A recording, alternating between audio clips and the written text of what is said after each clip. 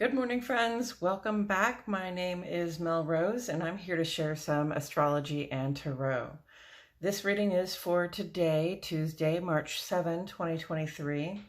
We will discuss the tarot card that we can already see here. Then we will talk a little bit about the significant moment today in astrology. Following that, I will play another random card that, in context, may give us something more to think about. So, with all this said, let's get into it. The card that currently sits on the side of the page is the Nine of Cups.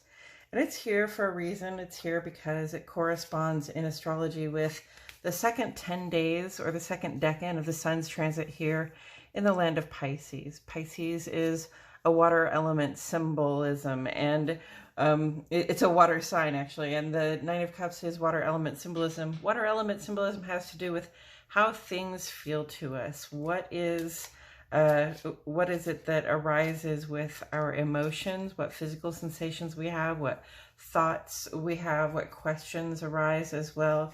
That's the watery stuff. So we come to the Nine of Cups and we see this person sitting rather comfortably. They have a nice posh red hat on and they have their cups stacked up neatly behind them. They look pretty satisfied with themselves, right? So the Nine of Cups is a point in the Cups journey, very late in the Cups journey, because, you know, after the 9 it's 10 and then that's the end of the journey. So the Nine of Cups is not the ultimate expression of emotional fulfillment, but we'll say that it is close to the ultimate expression of emotional fulfillment. And that's because we've come to this place where we've figured out how, when, and where, and with whom to give of ourselves, you know, our kind regard, our goodwill, our love, our enthusiasm, in a place where it will be respected, accepted, and also, you know, reciprocated, compensated. You know, we have to be able to sort of get, you know, we have to have a little bit of take for the give, right? You know, because even though we have this bottomless cup of love to give, that doesn't necessarily mean that it isn't exhausting to only be giving, or that it isn't overwhelming to only be receiving as well. So, you know, there has to be a balance there, and at the Nine of Cups, we've struck it. There's a little warning that comes with this sense of sort of being able to enjoy the joys that life has to offer, and to be, you know, to have that sense of emotional stability. You know, this is not a not caring. This is like, I figured out how to show that I care and be supported in it. But the warning that comes is with becoming like smug or complacent. We don't ever want to, you know, we don't ever want to think that think or act like we're better than other people because, you know, we managed to find ourselves a good situation and somebody else hasn't, managed to do the same. And we also don't want to take for granted what it is that we have gained here, because it did take personal investment, and, you know, probably takes an ongoing personal investment as well. Okay, so what's going on the page today is at 6:40 this morning, the moon will be completely full. That's the turning point moment when we sort of switch out of the mode of increase and into the mode of decrease in our creative cycle. And so a lot of people like to get out there and observe it. If you'd like to get out there and observe it, you know, here in Central Standard Time in Midwestern the United States, that moon will be going down around 6:40 a.m. And, you know, the sunrise is at 6:56. So I reckon if you get up around 6:30 in the morning, you might be able to watch that moon sink on the western horizon as the sun is beginning to come up over the eastern horizon. If you have a good vantage point for that, that's a really golden opportunity right there.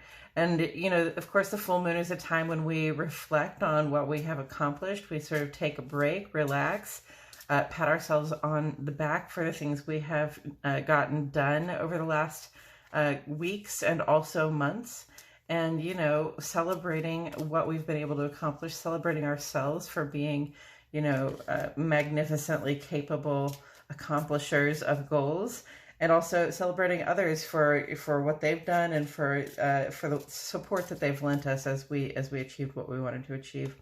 And, you know, the Virgo influence with this full moon is just allowing us to sort of look forward, look ahead a little bit, see the path for our dream life, our fantasy, our wildest dreams to become a reality. And that's an interesting theme to have with this Virgo full moon, because then at 7:34 this morning, Saturn is going to go into Pisces, and Saturn is the king of practicality, and it will be in the land of fantasy for 3 years at least. And, you know, it hasn't been here since 1996. So this is the close of a cycle that began in 1996. Look back at where you were in 1996, and see, you know, see 1993 to 1996.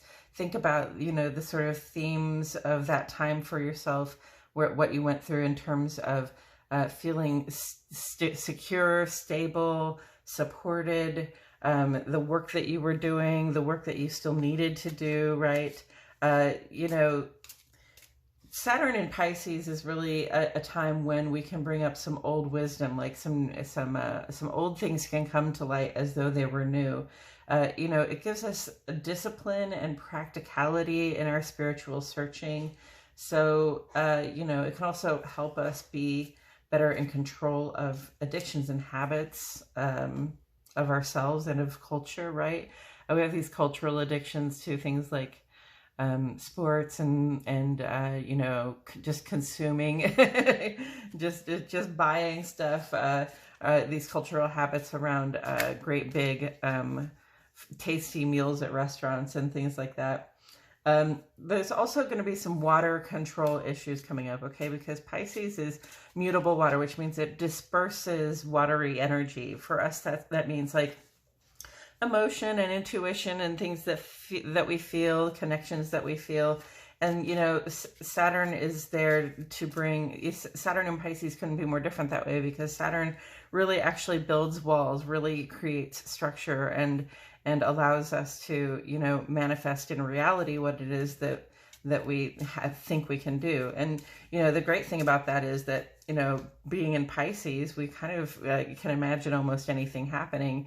And if we imagine almost anything happening, it's possible that we can materialize it. So, you know, that's the next few years. It is the end of a cycle also, because Pisces is the end of the zodiac cycle. So this is Saturn's place to get a little to sort of lay down its tools, to stop working so hard. You know, this is going to be a place for Capricorn and Aquarius to relax for a few years and maybe enjoy the fruits of their labor, reflect on how things have gone over the last several years. And then, you know, knowing that in a few years that Saturn is going to move on into Aries, and we're going to get really driven and serious and hardworking, all of us. So with all of that said, I'm going to go ahead and turn this card over. Ooh, and look, I got the Spear Maiden. Okay, so the Spear Maiden is basically the Page of Wands. This is a person who is rather youthful in the world. Has a youthful perspective on things, and you know, a fiery disposition. That's the Wands element, is fire. So very sort of driven, very sort of sparky, right? We'll say easy to anger, a little impatient, you know, a little assertive, you know, very much on the assertive side. And with a page like what we lack in experience using this assertiveness, using this go-get-em quality that we have, we make up for it with enthusiasm, which is another very fiery sort of thing. So the Spear Maiden is not a page to be messed with. So you can see this person is sort of running with a spear in their hand and a falcon on their wrist. So I'm not clear on the part of the story that this relates to in Arthurian legend, because this is my Arthurian tarot deck, but this person doesn't look like somebody that I would try to anger. Although, if I had something that I was passionate about, that I wanted to enroll somebody in to help me do it, if this person could find a way to be passionate about what I'm passionate about, then this is the person I would enroll to help me, because of the enthusiasm and the drive that's there. So where do we see the Spear Maiden on the page? We see the Spear Maiden in Venus in Aries, okay? Venus is, Venus is our goddess of love. Venus is our personal set of strategies for receiving, drawing in, attracting what and who we like. So Venus in Aries is not in its comfort zone because Venus rules the opposite sign, Libra. Mars rules Aries. Mars is assertive. Aries is very action oriented. And Venus is not comfortable there because Venus is very relaxed and really just wants to take it easy and sort of, look good and draw in the things that Venus wants. And Aries is saying, yes, you're very attractive, Venus, but you're also going to have to ask for what it is you want. You're going to have to go out and get it. You're going to have to take actions that show what it is you're trying to draw in. So Venus and Aries can be a little forthright in love, a little eager to spend money, but in general, Venus in Aries is also a very loyal friend and lover. Venus in Aries is also a very, a very ardent person to have on your side. This is a person who will have your back in a fight. This is a person who will have your back, when you actually need somebody to stand up for you. Okay, this is somebody who will stand up for you. So we stand up for you and the things that you believe in because they'll stand up for themselves and the things they believe in. So if this person believes in you, then they've got your back. So that's Venus in Aries, and Venus is, still currently essentially conjunct to Jupiter and Chiron. And this has all been about sort of figuring out how to ask for what it is that we want, figuring out how to let go of some old social wounds, old sort of maybe childhood wounds where we felt excluded or left out or picked on. And also, finding personal growth and personal expansion through that healing and through learning how to go after what it is that we desire, which is what the Spear Maiden will do, which is, very fiery, very Mars-like, but Venus in Aries is Mars-like, right? So very much interested in getting what they want and willing to go after it in a really direct and forward fashion. And taken together with the Nine of Cups here,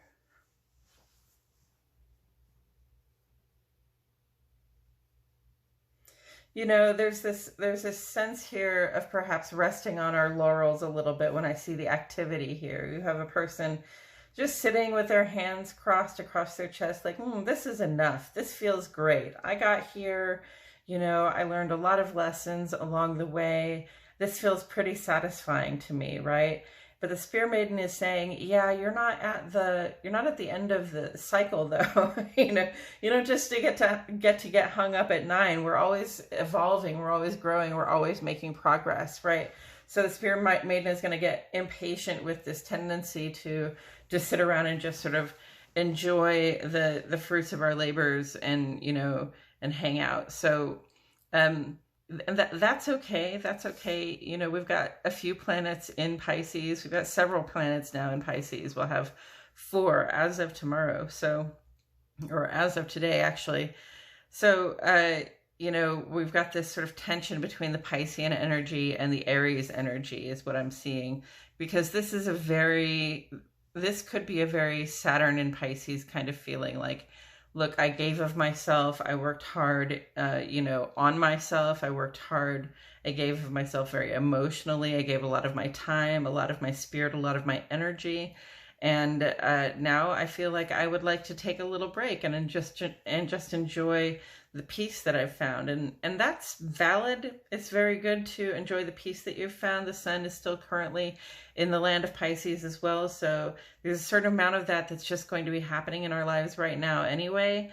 Sun opposite the moon here. Moon is having a lot of conversations. Sun opposite the moon here is saying, we might be a little conflicted about somehow in our social life wanting to be a little more relaxed, whereas in our private life we're still sort of looking for the path forward, looking for the path to reflecting on the path to success, to wholeness, right? So, but it's a good place to be in. Just to remember though that while we're taking our rest, while we're taking our break, enjoying the fruits of our labor, slowing down, maybe maybe getting a little spiritual, maybe getting a little intuitive, maybe thinking a little bit just more about how it feels to be in the world and what would make us feel more comfortable, what would make us feel more connected. Eventually it's going to be time to make new starts. So let's be aware of that. Right, here we are about halfway through the sun's transit in Pisces, and pretty soon things are going to be very strongly on the Aries side of the scale with these planets. And when we're feeling that Aries fire, there's not really going to be any way to slow us down. So I say sort of enjoy that piece while you can, but with that understanding, with a little bit of foresight, a little bit of planning while you're in this intuitive space, sort of giving thought to how you're going to make your start, because this is just almost the end of the cycle, right? We've got to push through to the final bit, to the 10 of Cups, to the part where we are, with our partner and our children, with that house on the hill and the river that runs by it, or whatever your version of that fairy tale lifestyle would be. It's going to take a little bit more enthusiasm and love and drive and promise and straightforward action to get there. Okay, I think that's all I have to say about it today, friends. Thank you so much for joining me. I truly appreciate your presence here. My name is Mel Rose, and I'll see you all back here tomorrow for more Astrology Today and Tarot.